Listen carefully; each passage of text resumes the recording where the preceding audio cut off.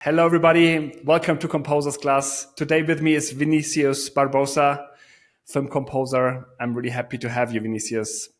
Thank you so much for having me. I'm doing well. How are you? I'm doing really well.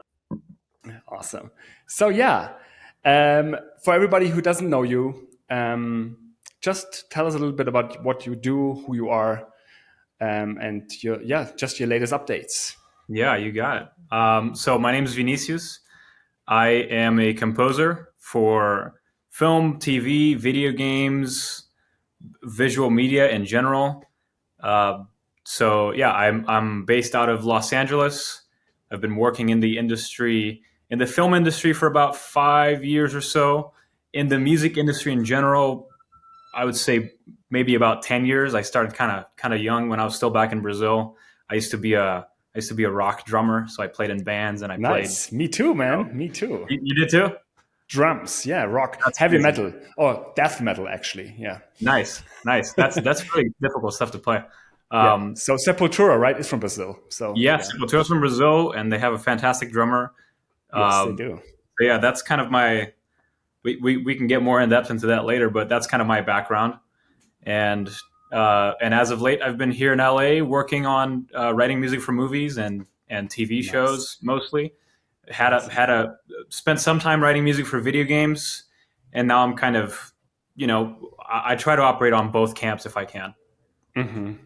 Yeah. That's funny because I think even though we all tell stories in the music that we're writing, or at least try to tell a story, Yeah. um, and then video games and like serial narrative is just so different.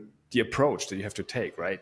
Yeah, yeah. I think the approach is different when you come down to the nitty gritty of how Hmm. you know, maybe some of the more technical details. But interestingly, that it's interesting you mentioned storytelling, because I think that's kind of the common thread among all of these different mediums.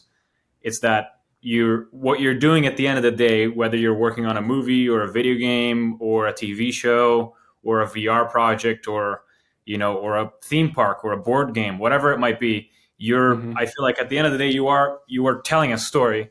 And at least in my process, what I'm usually trying to do is help the story kind of shine and come forward with the music in Hmm. whatever place I'm working. So Yes. that's how I usually look at it. Yeah, totally right. I mean, in general, the story has to be there, and Hmm. then the approach is different. That's absolutely Yes. true. Yeah. So, um, you're 5 years in Los Angeles. You said, have you been before in the US, or where did you come from? Like, Yes. Good question. how did you get there where you are now? Uh-huh. So I was born and raised in Brazil, hence the weird name there. Um, It's a beautiful name, man. Thank you. So yeah, I was born and raised in Brazil, and when I was I think when I was music kind of was in my life for a very long time. Hmm. Ever since I was very little, no one in my family was a professional musician, but my father was a huge music lover. So he played guitar. He was a doctor by profession, but he really, his heart was in music. He played guitar in his free time. He sang. He played piano. So I kind of grew up listening to a lot of music and being sort of involved in a lot of musical things. I didn't start taking it seriously until I was a teenager, but very quickly when I started learning drums and started kind of getting into music formally, I decided, man, this is just too good. I can't pass on this. So I started to think about ways to do it professionally, and the the the next step that made the most sense was to come to the U.S. to study music. And I even knew back then that I wanted to write music for movies. That was like that's Makes exactly what sense. I wanted to do. And at the time that I was studying, there was only one college that had an undergrad in film scoring, and that was Berklee College of Music up in Boston. Yes. Yeah. So so when I was 18, I packed up all my stuff and I made the pilgrimage. I went to the U.S. and I started studying there. Um, then I finished college there and moved down here to LA right away and started working. So That's that's amazing. that's the that's kind of the trajectory. Yes, Yeah. that sounds great, man. Yeah, it's funny because for me it was also like when I was 7, I started playing drums, and then it was pretty much like at that moment. I mean, normally when you start playing an instrument, the normal thing would be to perform some stuff, right? To perform other Uh-huh. people's music. But for me, it was like, this seems boring. I don't know. I don't want to play other people's stuff. And then I pretty soon started like um, improvising on the piano and just Uh-huh. like doing. I never went to school for music, but I can totally relate to like knowing exactly that you want to do that Mhm. and nothing else. Yeah, So that's really really there's cool. something about like I think most of us who are in in the world of music, in the world of arts in general, you you can kind of remember a moment or a series of moments when you were growing up where music kind of like really gripped you. It kind of Hmm. it just revealed itself to you, and it showed you everything that it can do, and it kind of Hmm. blows your mind, and there's this this kind of revelation moment. Yes. And What moment was it for that for you? I exactly know what moment it is for me, but yeah, I I would say just I had like a few different moments. um, I think one of the ones I can, let's see which one is the most interesting to tell. Well, the one of the stories I have is the first time I ever played drums live. In hmm my life, I think I was 14 years old. I had never played live before. I had practiced with bands and so on, in practice rooms and stuff. But this was the first time we were going to play live, and it was like a battle of the bands kind of situation. nice. So a bunch of different bands were going to play, and then we were going to be judged, and we're going to see who was the best one. Um, Yeah. and I remember to this day, I was playing a song by the Foo Fighters called Everlong. Great song. Yes. And I remember that up to the moment that I was going to go up on stage, I was pretty nervous. Like, it was my first time, so I was kind of a little Yeah. shaky. I was a little apprehensive. I was nervous. So up to the moment I was going there, my heart was pounding and I was super nervous. And then when I sat down behind the drum set, it was like time stopped. hmm Everything slowed down. I grabbed my sticks, and it was like my hands were still. Like, it was amazing. And then we played the show, and it was awesome, and I ended up winning best drummer that night. um Nice. it Congrats. That's was awesome. And I was like it's something strange happened, because how could you be so nervous, and then when you sit down hmm back there, it's just you're just you know even keeled. So that was one of the moments when I was like, man, this I feel like I should do this more. So Yeah. yeah, I think that I was see that. I see you told the story so well that I actually have the picture in mind. That's really really cool. You sitting down in the world around fades away. yeah, You're just like in your element, right? That's awesome. yes. Yeah, really cool. Nice. Yeah. And but did you perform then for a longer period of time, or was this just like for a shorter time? Or You mean kind of in my musical life in yes, general? yeah. Yeah, so that was when I was still back in Brazil, hmm and when I was in high school, uh, I was performing a lot. So I had a few different bands back then. So I was performing, in I started, of course. I think most bands will start in kind of sort of the small festival circuit and things like hmm that.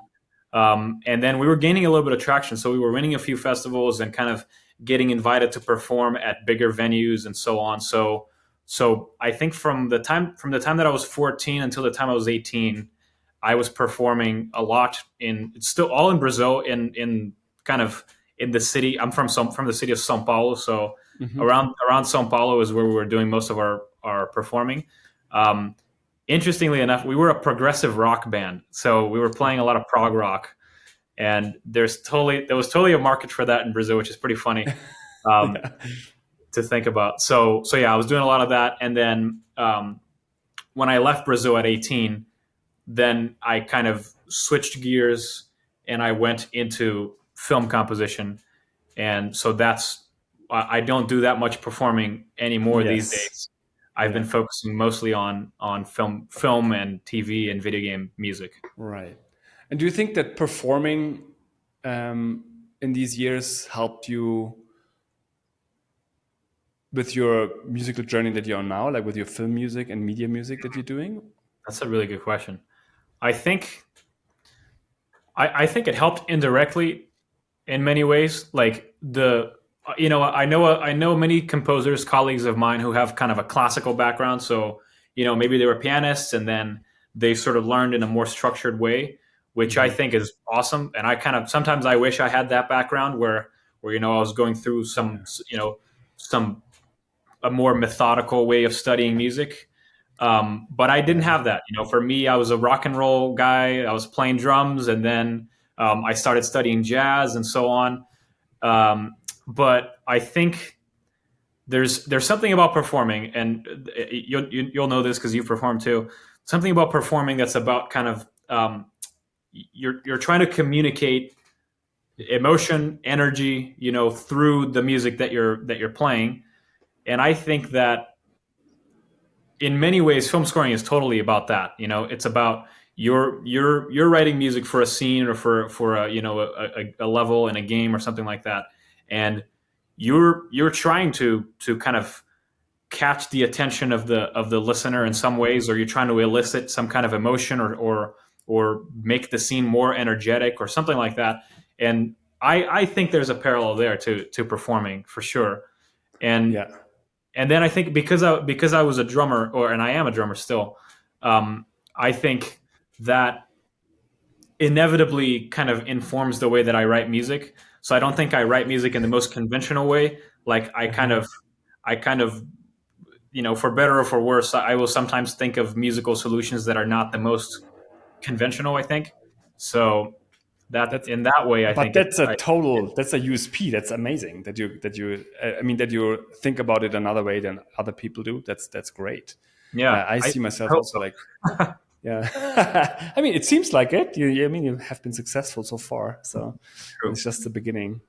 Yeah. Um, so yeah, I totally agree with you with the performance that you have to get out there and like portray the energy that you want the audience to feel. And in the end, you might not perform directly with film music, but you actually perform anyway. So it's not, you don't see the performer that much, but Yeah, it's that's true. performed That's true. You, anyway, you right? do end up performing a lot of your like as composers. You're sitting there behind the computer with your keyboard, and you are Hmm. putting in a lot of the music in there. So you still have to like you still Right. have to sort of infuse it with the same performance energy. And I like Hmm. doing that as a composer.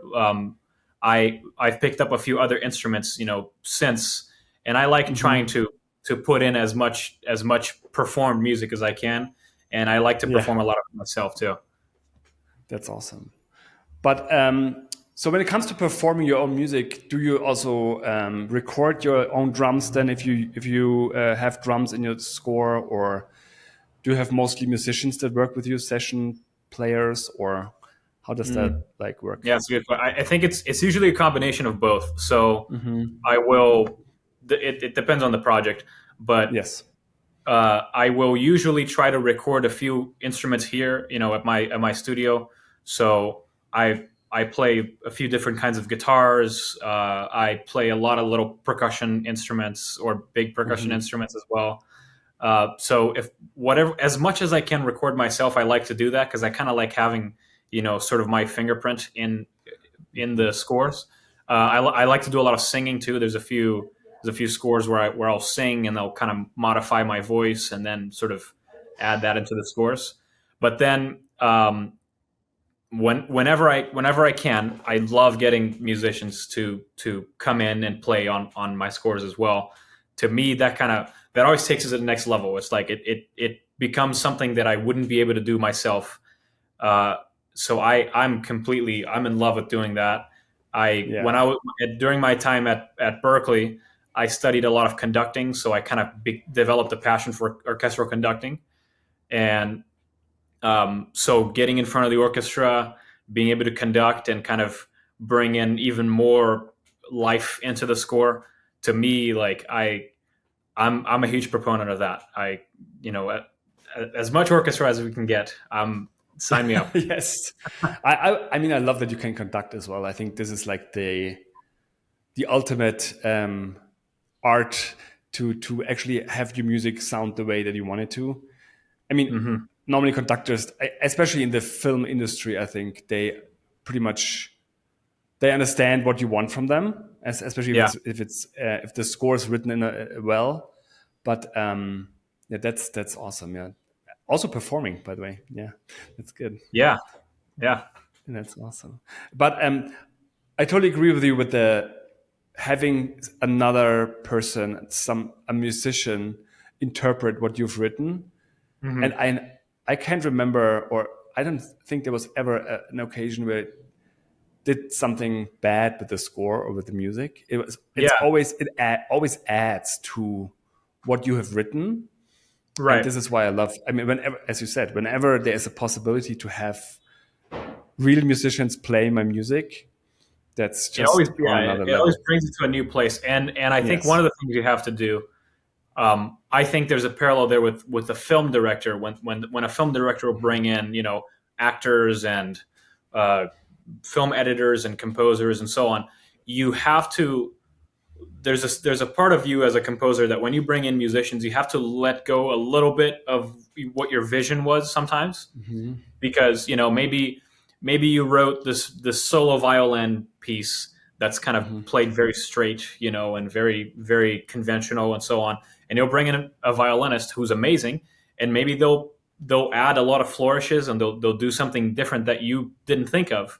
And Right. I think it's that part of the creative process I'm very interested in, because sometimes you have to back up a little bit and say, man, that's not really what I had in mind, but this is so much better, right? Because this Hmm. person has been studying violin their whole life, and they come in Yes. and they do something poetically beautiful, and you're like, Yeah. man, okay, I'm just gonna let you do your thing, right? And so there's a part of you that sometimes has to give up a little bit of what you intended originally, which I think is a good thing, because you want other people to be coming in and kind of adding in their spices into your music. Yeah, absolutely. And as you said, they know the instrument in and out, and they know what it Yeah. can do.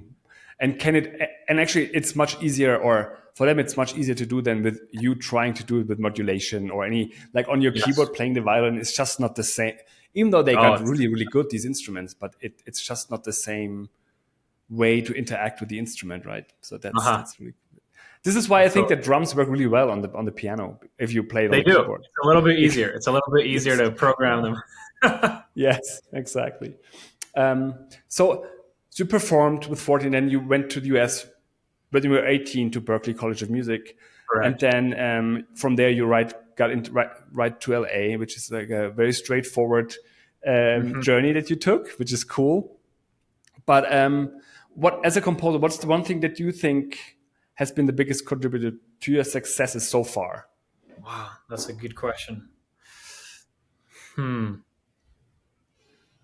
Let's see. I think, okay, I'm gonna cheat a little bit, because I think there's a few different Yeah. things. Hmm. You asked about one, but I think, Yes. because I always think that that's a question that comes up often. Like, what's the key contributor to success, or to Hmm. kind of sustaining a career, or to developing a career in music? And I don't think there's like one silver bullet that just like, oh, if you get this one thing right, then your career will definitely like go to the next level. Yeah. I think it's often a combination of things. So at least in my experience, it was like that. So I think one of the things that contributed hugely to I think where I'm at now is when I was at Berkeley, and then as soon as I moved here to LA as well, I I was very intentional about my connections. So I met a lot of people at Berkeley that were coming here to work in the industry, and then I also made a lot of effort to network and meet new people here in LA. People who were directors, who were working in animation or in video games or in all of the things that I was interested in. So I was very intentional about that, and luckily I was able to meet a lot of different people who were doing a lot of cool things that were interested in working with me. So that's one thing, but I think there's a lot of other things too. Like I was intentional about understanding sort of the direction that music was going within the industry. So what kind of music are people usually expecting to hear in movies and games and so on.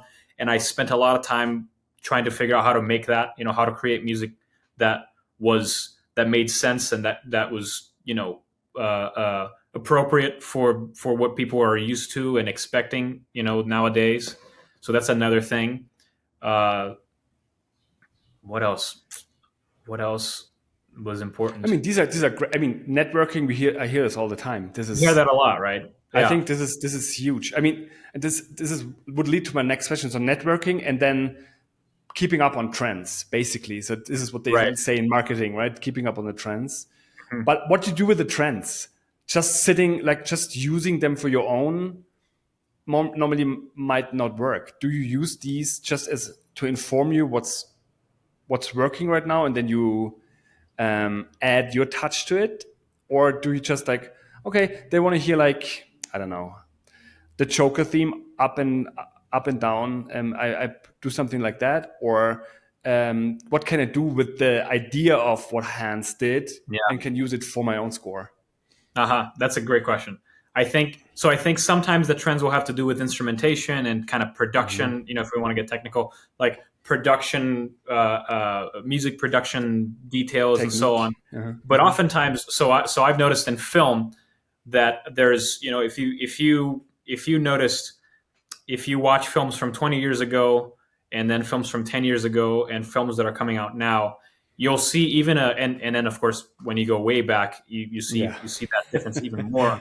There's a difference in scoring sensibility. So like you look at a scene and you watch, like I love watching old movies. So if you watch an old Mhm. movie and you have like, maybe this old noir detective movie like Casablanca, right? Yeah. It's not a detective movie, but it's a noir movie.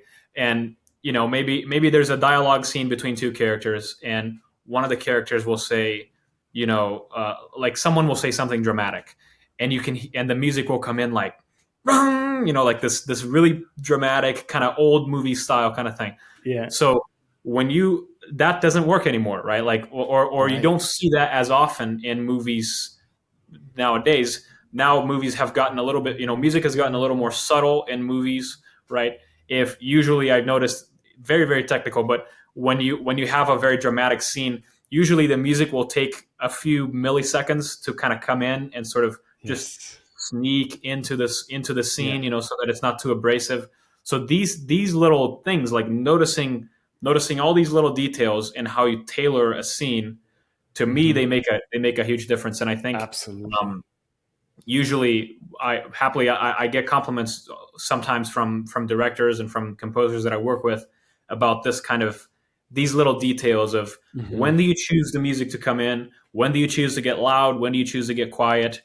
So there is a time to bring in your percussion and your brass and all this, the big beefy sounds, but you have to be deliberate about it. And so when you're constantly watching what the best composers out there are doing, I think it helps you understand sort of what the trends are on that Right. department. Yeah. It's so funny because my father-in-law, he's a musician, so he plays violin. Had his own orchestra, and now he's retired. But he worked violinist his whole life. Gypsy, which is Nice. interesting. I love that. And Love that he, sound. when he hears my music, he says, "But where's the melody? And where's this? And where's that?" And it's Mhm. just a completely different approach because the music has to serve the picture or the story.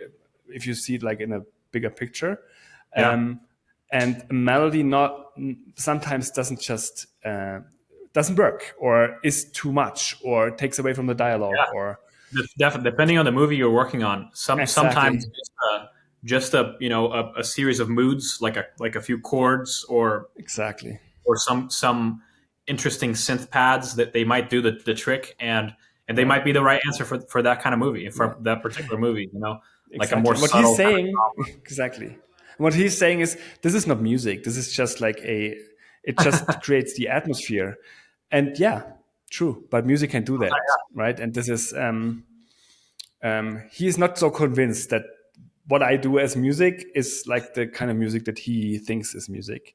Or yeah, it's not sophisticated enough for him. Let's say it this right, way. and it's interesting. So I think that touches on something that I've thought about a little bit, and I've had a few professors that kind of help me understand that when you're working as a film composer, it's almost like you shouldn't consider yourself a musician. You should consider yourself more of a filmmaker, Yeah. because that's what you're doing, right?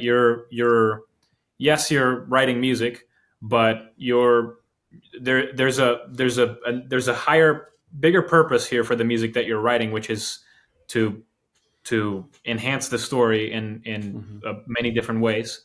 So I think there is an art to making it in such a way that when you listen to the music, it's by itself, it still gives you that musical experience. Like, John Williams is the biggest example in my opinion, like, or Ennio Morricone. Like, you can go to these guys and you can listen to their music outside of the movie, and you go, man, this is just as good as a classical piece. But Yes. sometimes that's not the case. Sometimes you'll write something that doesn't work quite as well by itself, and that might be what the movie needs. So I think you're muted there. Sorry, I'm muted. Yeah, I think that I have to mute because they're so loud outside. Wow. So I think some, and I think this is why a lot of work goes into these soundtrack albums to make the Hmm. music that appears in the show or in the movie actually is also interesting to listen to without the picture. Yeah. And I think that you're writing the music for the movie or for the picture and not to listen to on its own. Right. And then people sometimes are disappointed that the soundtrack is not as good as they thought that it was because it's perfectly combined with the picture, and this is why it sounds so good because it's two picture. So I think Right. Yeah. this is an interesting thought, yeah, to be a It's a filmmaker rather different than a way of musician. Yeah. it's even a different way of approaching composition, right? When you're Mhm. composing for a movie, you will you'll inevitably end up going in a different direction than you would if you're just composing, something like a piece of concert music, or if you're writing a song, right? If you're doing something that's kind of supposed to be standalone, Mhm. that's one way of doing things. And then when you're composing Yeah. for a movie, it's completely different. At least in the way that I work. So you'll end up with a different product in the end. Yeah, absolutely. And also for me, it's so much easier to work to picture or to something that I can work to rather Yeah, than picking something out of thin air and just making something up. I think I totally agree with storytelling that. in music is much easier for me than writing songs. I mean, songs also tell a story. It's different, but like concert music, I would have a big. That would be hard for me. I think. Yeah, in Just fact, any time that I've written concert music, I will usually come up with a story yeah, first, yeah. literally, to help me inform like Mhm. what I should be writing, Yes. for that concert. So Yes, yes, absolutely. This is why but this is why I like the romanticists so much because they tell hmm a story with their music, and it sounds very, and of course, it sounds very much like, or many film composers have borrowed from them. So yes, this is why it sounds so familiar. But yeah, so absolutely. And then something like 12 tone or something, it's hard to. Or for me, it's very hard to keep engaged because I don't yeah, understand it. But yeah, I that's a agree. different story. I agree. Yeah. Um, so yeah, and networking. So I like the filmmaker versus musician. And sometimes when people come to me and say, "Are you a musician?" I'm no, not really. I play music, but I'm actually trying to tell stories with music. So Yeah, it's different. But yeah, yeah, and networking. So I had Joy on, which was it's also at Impact. Joy, who did Blush. yeah. Um, Joy and I um, were at Berkeley at the same time, actually. I see. Okay, of Yeah. course. Yeah, you know each other. Yes. And I was asking her the same question because I think this is a huge or a big question that people have. Do you need to go to college? Is it actually necessary? And is it more? What was the biggest like takeaway from college? Was it the network, or was it actually Mhm. the techniques or the actual composition that you learned there? Probably That's a both, key question. but I feel like yeah. I think so. So in my case, and maybe there's a different answer for different people. I'm a huge proponent of education and college and Mhm. university and all of those things. Um, I think so. Earlier, you were asking about kind of things that made a difference in my career. Hmm. Uh, and I said one of them was definitely networking. The other one was kind of keeping up with trends and so on. Yes. I would say there's a third bit there, which is the skills. Like I don't think Hmm. that anyone like you might have a really deep network and you might understand filmmaking in many ways, but if you can't write a good piece of music and you don't know how to mix your music and produce it really well so it sounds totally professional, Yeah. it at least in my experience, there's you have a lot more barriers, and so in my journey, that's totally what college did for me. Like Yeah. I had a lot of intuitive knowledge of music when I started. When I before I started studying formally, I could sit down on the drums and I could play and I could kind of mimic the things that I was hearing. I had a pretty good ear, so I could pick up a guitar and start kind of figuring out chords and figuring out melodies, and I could do that on the Right. piano too. But I think to me, college helped me kind of hone those skills and learn how to channel them, and sort of maximize them. And then I learned a lot of things that I wouldn't have. It would have taken me a lot longer to learn on my own. Um, so that to me was huge. So I think to to develop the skills that you would need for a career in music, I think going, finding a good college, or at least finding good mentors, Yes. people that can show you how it's done. Because after I finished college, I would say that my education didn't stop. Like I Right. worked for a number of composers here that were my professors. When I Hmm. was when I was working with them, and they were kind of generous enough to show me how things are done, to kind of critique my music, or doing a number of things that helped me to learn even better, some of these skills. So Yes. I'm a huge proponent of that. I'm totally pro going to college. That's awesome. Yeah. I didn't go, and I sometimes I feel like, Oh, so especially I for the take it net. back. No, no, no, no. I don't take it serious. I don't take it personally. That's fine. I do doing quite well anyway. So it's but I think that I mean, education in general. I mean, there are these phenomenons or geniuses that just, I don't know, they have it in them and they just can do it, and they don't even have to learn as much. At least it seems that way. Yeah, But you there are don't some know. people who just like Yeah, somehow yeah, just all the skills have been downloaded into their brain like this. And exactly. I was never someone like that. So like No. I needed to kind of be be taken through the motions Mhm. to learn how to Right. do this. Yes. And but then also you. I mean, I don't think there's anyone, or maybe there are, but I don't know of anyone who's actually an overnight success.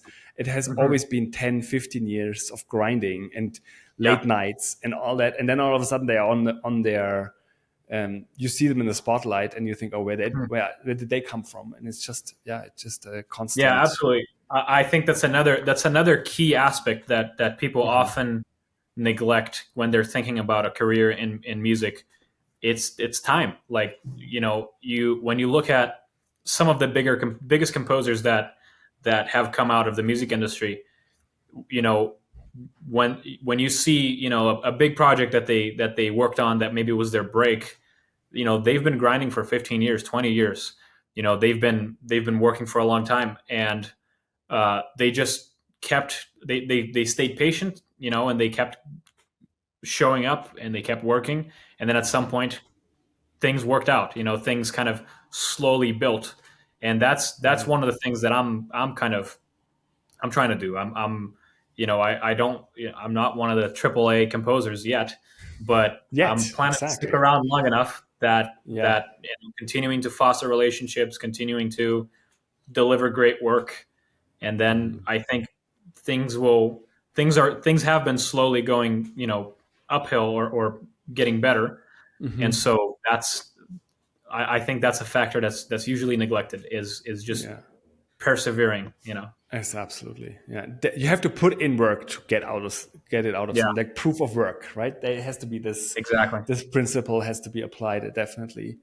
And one question came to mind. So, do you think that um, your like tuition for college makes you more determined to actually like make it in LA, or do you think Mhm. it doesn't really matter? I mean, I don't know. Berkeley is not the cheapest college Uh-huh. in the world.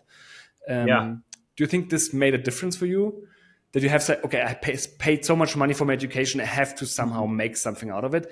Some people are motivated by this, some are maybe not. Yeah, But that's a no. good question. I would say I'm definitely motivated by it. Hmm. I think once I invest enough in a thing, and education is one of them, where you Yeah, usually invest a lot of money. Um, it definitely it puts a little bit of a fire underneath you to to really push you forward. And like you said, I yeah. think some people get motivated by this, and some people might not. In my Some people experience, go I've to talked. make another job to pay it back, right? Yeah, But they exactly. just go to 9 to 5 or something. Which is legitimate. Like Yeah, I absolutely. think a lot of the people that I've met, not only in the music side of the industry, but people who are actors or that are directors and so on, Hmm. um, have kind of had a normal 9 to 5 job for a little bit until they were building Right. enough of their own creative work to be able to do that, by itself.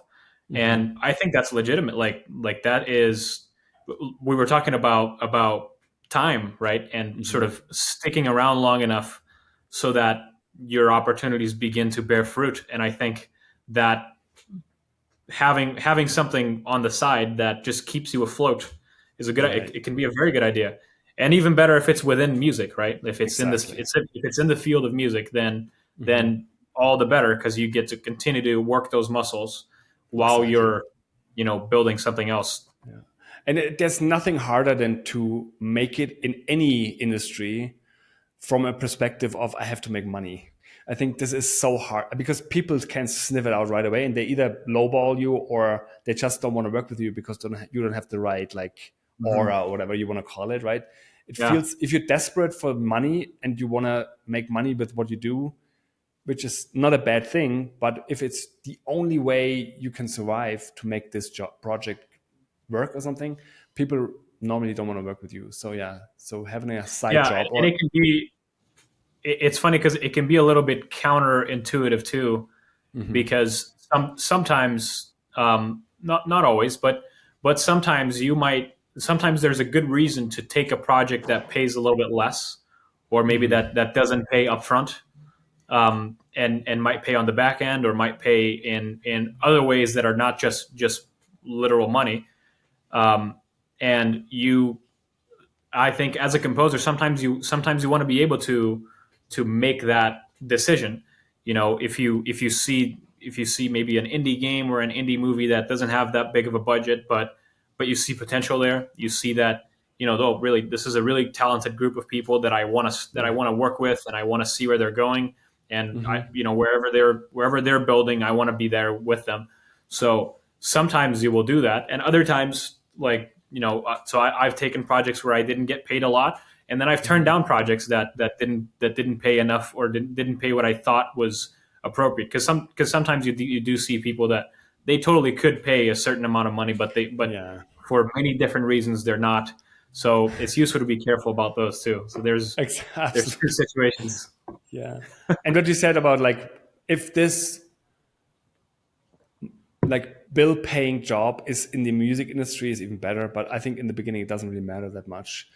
I mean, Hmm. I had like the weirdest jobs when I started out just to make ends meet. But Yeah. and at some point I had to say no, I can't do any like I cleaned houses and I cleaned toilets like the as you would like as many stories go.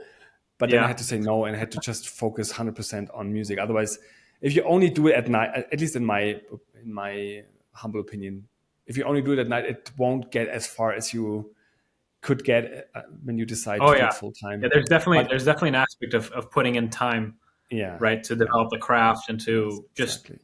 like figure out how to build a career, how to build Exactly. your chops and so on. It's funny because in my experience, when I moved to the U.S., right? Mhm. I don't. Are you U.S. based or are you based I'm Mexico in based Europe? at the moment. Yeah, yeah, Oh, in nice. Mexico. That's amazing. Yeah. Hmm. Um, so for me, when I moved to the U.S., maybe you had a similar experience there. Um, but when I moved to the U.S., because I was on a I was on a music or an artist visa. Visa, That meant that I couldn't have any jobs that were other outside of jobs. music. So Yes. that was, you were talking about motivation earlier. That was a huge motivation for me because I thought, or I knew that I didn't want to do anything illegal, and so I wanted to. I could only work within the field of music, and that's what I did. Like all of the work that I found was always within music, and that was Awesome. another bit of motivation there because sometimes, like I know that for some people it's useful to get a day job as something completely different, Hmm. which is helpful for a lot of people, but for me, I didn't have that option, so I had to Hmm. double down on music. And I think That's in awesome. many ways that's something that fueled the fire even more for me. Hmm. That's really cool. So we were Yeah, talking about projects, and maybe we can do it. Take your latest project as an example for my next question. yeah. Um, what's the? I mean, you touched a little bit on this, but what's the process for deciding if a project is worth your energy and your resources, or even I don't know if you have a team, but your team's resources. Yeah, that's a good question. That is a good question. What's the process to figuring that out? Um, so there's a I had a when I was at Berkeley, one of my professors there. His name is George Clinton. He's a great composer. He wrote the I know score him. Yeah, for yeah. Hmm. yeah he wrote the score for I think the Austin Powers movies. Hmm. Um, Right. Great guy, super wise. So I remember Hmm. he said one thing that always stuck with me. He said, when you're deciding whether or not to work on a project, there are three P's to consider. It's Three either the P's. people, Nice. the pay, or the project. So there's three P's. And now I can't remember if he told us to pick one or pick two, but I think he said if there was at least one of those that was good. So the people, meaning if the people working on this project are people that you believe in, are people that you enjoy working with, or that you see potential in the future for more collaboration, then that might be worth your time. Uh, and the other P is pay. So if the project pays really well, you might for obvious reasons you might want to consider that.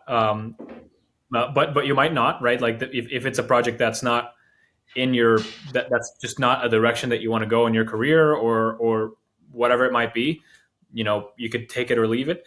And then the other P is the project itself. So if it doesn't pay well and it doesn't have the right people, but it's just it's your dream project, or it's exactly the movie or the game that's in the in my estimation, like something that's in the genre that you want to work on, in the future. Because oftentimes when you do really well in a certain genre, you might get more work of that same genre later. Right. So that's the other P. So I sometimes have thought about that little diagram. That's People, amazing. pay, or I heard project. it. Yeah. So it's pay, people, or project. That's amazing. I love Yeah, that. the three Ps. Um, yeah, three P's. I heard an iteration of that, and it was like I think something goes along the money, relationships, or fame. So Oh, so fame in terms of like if it's a great um, NGO and they uh don't have huh. money, but they do like a great campaign for I don't know Hungary and Africa or whatever, and they ask you as a composer, it can move you forward because just you were so kind to offer your services for free. Let's say Yeah. this could be fame, or it can be something you asked to work on Inception 2, and Uh huh. but they don't pay anything, but they can propel your career further, right? So this is Right. fame, and then the relationships, of course, it's the same with people. You want to Hmm. build with someone together, collaborate with people that you actually enjoy working with, and then money is the same thing as pay, Right. right? Yeah, That's that's exactly right. awesome, awesome, love it. Yeah.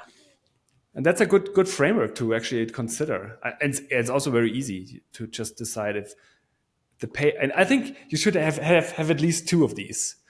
If I think so, right? That yeah, sounds like that would make sense. At least two. Um, I think I remember him saying, if the project has all three, it's a no brainer. no, Of course, take yes, it, right? yeah, If the project has two, then 50%, maybe 75%, you should do it. If it only has one, then take a you can step start back. Yeah, your options. And yeah, if it has none of the above, then that might be a project to turn down.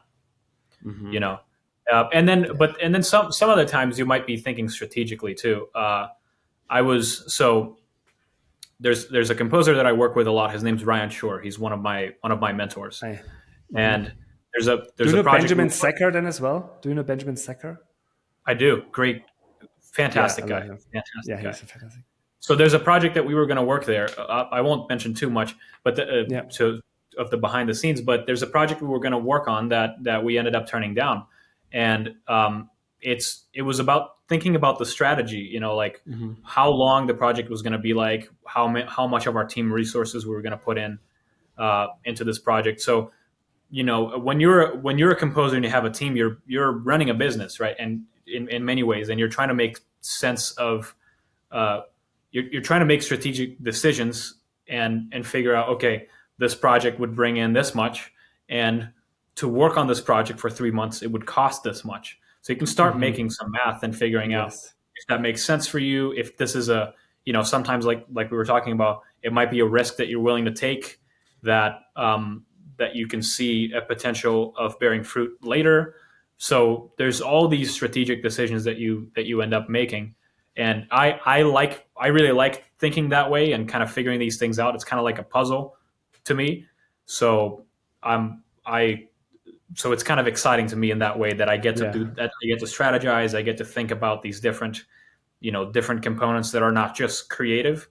Um, hmm so it's oftentimes as a composer, you're going back and forth between thinking strictly creatively, when you're working on a scene and figuring out what instruments you should use and so on. But then Right. oftentimes you'll step back into, okay, how do I make this work as a business? What are the next steps that I should be taking career wise hmm and so on. So it's a lot of switching gears, which works for some, and for some people it's kind of a nightmare. Yeah, but if you're just the artist, you won't probably be very successful. You have to at least in the beginning know the ins and out of business as well. Otherwise, even if you have an agent or a manager, if you don't know what they're doing, they might like take advantage of you. So Yeah, it's very wise to actually get a little bit into the business side of things, at least a little mhm, bit. What you just absolutely. were telling. So otherwise, people can take advantage of you so easily if you don't know how it all works.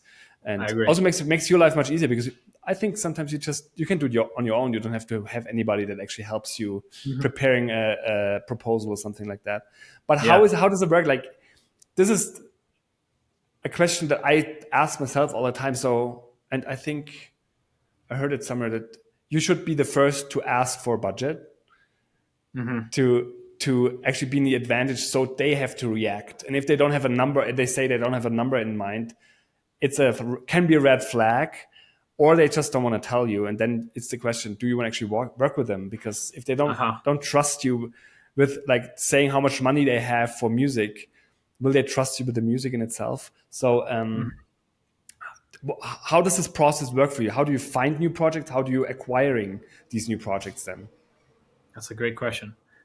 First, there's something about that initial conversation that I think is interesting to talk about. I learned this with when I was at Berkeley. The hmm composer Christopher Lennertz came hmm there, and he was giving kind of a talk.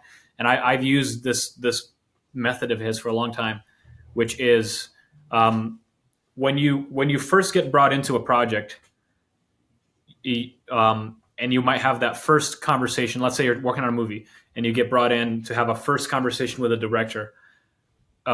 He actually advised, and I found this to be very helpful. He advised to not talk about money at all in the first conversation. hmm Um, and again, this might differ from project to project and so hmm on. Or at least it might be that you don't talk about money in the first half of the conversation.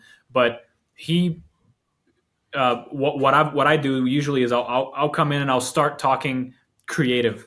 So you're working with a director, they're bringing you in to see if you're good fit for the project or so on, and I think ultimately what you're trying to figure out is, okay, what do you need creatively? What kind of music do you envision for this project? What do you already have a sound in mind? What is your temp music telling me already? So you're having a creative conversation, which to me, as exciting as money can be, creative conversations are always more exciting. And I think you always vibe a lot more with your collaborators when you're talking creative. So Absolutely. so I Money think can be a that downer for sure. Yeah. yeah, exactly. So that first conversation, it's useful. It's useful to have it be almost strictly creative and trying to figure out what the music should be and so on. Um, and then later, it might be later in that conversation. It might be in a next meeting when then you can start getting a little more specific about budget. So you're talking to you just talked to a director last week, and they mentioned they want these big lush strings and so on.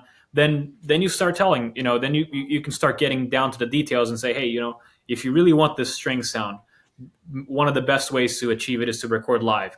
Here's how much that would cost. Then you can start getting into the nitty gritty of budgeting.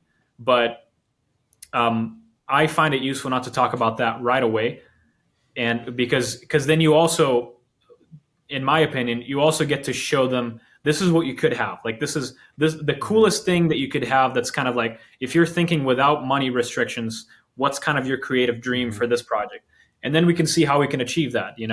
And then you can start getting more realistic. If you're working on a smaller indie movie, you can say, okay, I know you want this huge string sound. Here's how much we can achieve of that by just using the samples. If we don't record live at all, then we can do this, and it can cost this much. So you can start talking about that, and oftentimes this will work. Sometimes I've gotten into projects when the first conversation I had was about money, because sometimes the producers or the creatives that are involved in that project are concerned about money, and that's understandable, right? Like sometimes the project doesn't have as much money as they wish, and they're concerned. So you can be upfront. You can say, and you can come up with a rule for you. Like I will charge this much for however whatever amount of music you're going to be doing. So you can you can figure out what works for you, basically. So anyway, I know I went on a whole tangent. I think you were asking about something else. Yeah, no, I think it's really interesting that Christopher said not to talk about money at all in the first conversation. I think what comes with time in the industry is to know the right moment to ask for the right things. Yeah. To know the right people to ask too. Oftentimes the director doesn't even care, right? He or she might not be involved in financial discussions. Right. Exactly. That might be something you talk about with a producer or with a production coordinator or something like that. So you might be telling the director, hey, I want that bigger budget for live recording, and they're like, so do I. And but they might not have a say in that necessarily, or they might. Right. So it's useful to know what different people are doing in the politics behind it. Yeah. So I had a huge success or like I did try this one time. I think I remember now who I got it from. It's Mike Werder, who does these courses. I don't know if you know him. He's like, I don't think I know. He has like MikeWerder.com. He has like amazing classes for composers, like on everything. He's an amazing guy. And very funny too. And he teaches like film music business, sitting in a chair and drinking whiskey, which I totally that's perfect. Yes, exactly. So like the uncle that teaches you something about life. It's really nice. Yeah. But he said that so if you work with professionals, they totally, if you have the right person in front of you, they totally have a number in mind, or they have a number in their budget. Before they come to music, everything is budgeted out. So if they say they don't know, either it's not talking to the right person, or they don't want to tell you, which is weird, right?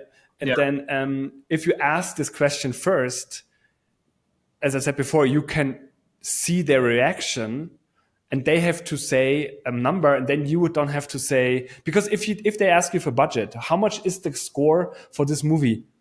I mean, it can be anything. It depends on what There's you so want. many variables, right? You don't know how Right, and then you don't know how many minutes of music. You don't know. exactly. You don't know if you're going to have to hire live players or not. You don't know how quickly they want it. You know, there's a lot of factors. Exactly. And then if they say their budget, you can basically say if this is a good fit for you or not. Mm-hmm. And if you have to say the number first, then it's like a shoot. You have to have a shot in the wind. You don't really know. It can be that this one number can decide if you get the project or not. And you don't have the full picture, right? So this is what I like about this approach. But of course, the timing has to be right.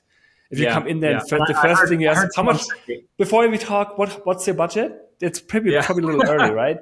So right. Yeah, absolutely. Depends. And I heard someone say too, if you propose a number yourself and they say yes, you could always have asked for more. Yeah, 100%. And so it's always this way.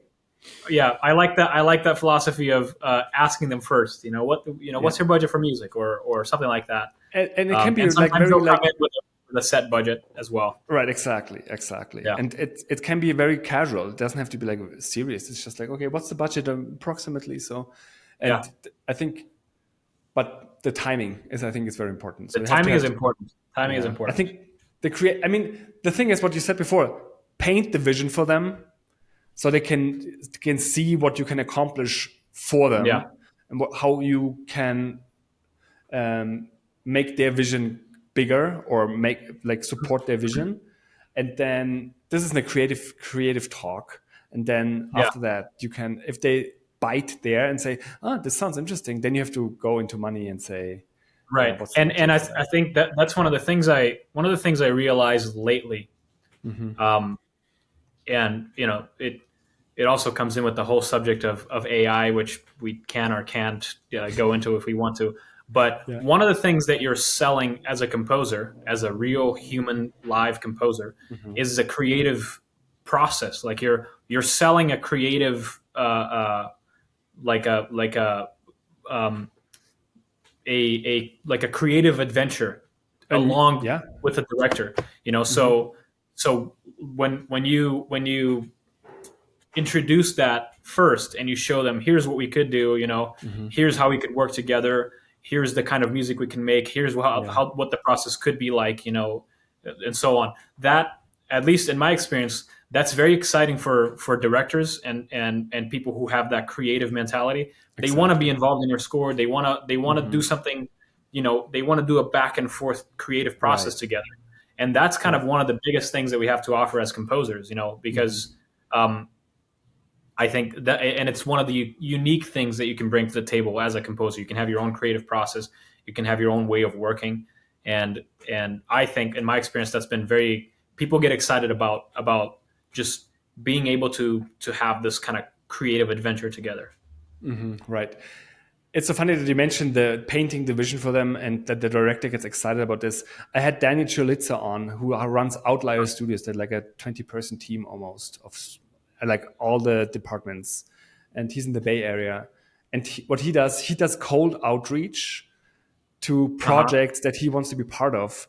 But he's not just writing an email. He is actually preparing like 2 to 3 like custom-made tracks for the vision that he has for the music, but then goes a step further and actually tells his connection to the project and why he thinks he's a good fit and how the music would fit the vision of the project in an audio journal. So he basically prepares a little podcast episode. That's great. Just for them, and explains the vision this way. And he showed me, and in one of the episodes, in the episode that he's on, he shares like what he did for Shang-Chi, like this Marvel movie that he didn't get in the end, but that's such a great idea. Like it's on a different level. Yeah, if you want to do that, you have to listen to this episode because how he explains it's amazing. Yeah, I will definitely check that out and that's another thing we were talking about. Sort of things that make your career work. Thinking outside of the box in how you sell yourself and how you find new projects. Right. That's huge, right? Because there are a lot of people in the industry trying to compose music for movies, because it's a great, it's a fun and awesome career to have. And so I think as a result, people get a lot of requests. Hey, can I compose for your movie? Can I write on your game, and so on. And when you can think outside the box and do something different, like what you just mentioned, I think it has a huge potential of standing out, right, and sort of standing apart from other folks that might be trying to get into a particular movie. So it's very important to not just send a cold email like, "Hey, can I write on your movie?" You'll probably get ignored. Yes, most of the time you do. And it's very useful to have provide them what I read about is you provide them with some amount of value up front, like what you just mentioned, right? Here's a piece, or here's a few pieces that I wrote specifically for the project that you're working on, and you can show them that you're already willing to go the extra mile even before you're on board. Right. I think that's pretty. It was so cool. On the episode, he showed me the response from one of the music editors of Marvel. That actually a voicemail that he got from him, and they were so. I mean, he sent it to the studio head of Marvel. I don't know the name, and he just spread it out to Marvel, to everyone who can be excited about this. And they actually got back to him and said, "It's so amazing. Thank you so much." And they were just astonished what he does. Delighted. So even though he didn't get the project, this is basically a step into the door, right? Exactly. Even if he didn't get the project with this, he already, I think, he showed that he's willing to work, showed initiative, and was probably noticed by a lot of people that maybe later on will end up, bringing him in for something else. Exactly. And I told him, this is the next big Marvel thing. He will definitely be involved somehow, because, and I think this is the cool, that the industry in itself is very small, and if you do something that's out of the box and has surprises people, you will get noticed, and also people will talk about you to their friends. So this is why I think it's very very cool. Word of mouth has a huge power. Exactly. Yeah. So we didn't talk about any of your projects. Tell me a little bit about what did you work on last? But great conversation, by the way. I love it. But I want to hear a little bit of what you're doing. Definitely. So the most recent thing I worked on was I was involved in the music team for a movie called Zombie Town. I think it's coming out in either September or October. Don't quote me on that. Nice. So I was part of the music team there. It's a really exciting movie. It's a zombie comedy movie, and it's got Chevy Chase and Dan Aykroyd in it, which are nice, huge and really exciting actors. So that is just a fun adventure movie with a kind of a classic score in many ways. I think it's just a great time. So if people want to go check that out, awesome. they will be entertained, which is much needed these days. Zombie Town, awesome. Yeah, that's totally true. Absolutely, that's really nice. And this was you have been part of the team. So additional music. What did you do? Yeah, so I did. So for that one, I did additional music. I was working under Ryan Shore, who's a I think I mentioned him earlier. He is someone that I've been collaborating with for a number of years, and has been kind of a mentor for me in the industry, and just a fantastic guy to work with. I heard this from Ben as well. When I interviewed him, I think back in 2015 or something, when he just came to LA, Ben, and that he told me the same thing, that Ryan is a great guy and an amazing mentor. He really is. In a couple of his films as well. So yeah, that's awesome. Yeah. Nice, cool. And your own stuff, what's or is it mostly? I mean, I'm sure you did some shorts, or at least, or something. Yeah. So I've done a number of shorts, but in the last few years, most of what I've been doing has been in collaboration with other composers. Oh, nice. And I think it's an interesting for those who are wanting to kind of step into the industry. I think it's a very good way to to what would you call it? Not necessarily get started, because the bar is already somewhat high when you're working with other composers, but it's a good place to it's a good stepping stone for learning a lot, for getting your music into some really cool projects, and just kind of exercising your scoring chops. So that's Yeah, what I've been doing for the most part in the last few years, has been collaborating with other composers. that's amazing. Yeah, I think Yeah, you can learn so much I agree. working together, like having the ear of others and having someone talk, Hmm. like you can talk to, they actually know what they're doing. So that's really, really Yeah, cool. Yeah, I love yeah. it. So zombie land, no, Zombie Town. zombie town, land. Yeah, small but huge difference. Yeah. Yes. Awesome, man. Yeah, I was great talking to you. We are. Yeah, likewise. Thank you so much for having me. I totally appreciate it. I wish you all the best, man, and Yeah, for your likewise. journey. Thank you so much. Yeah.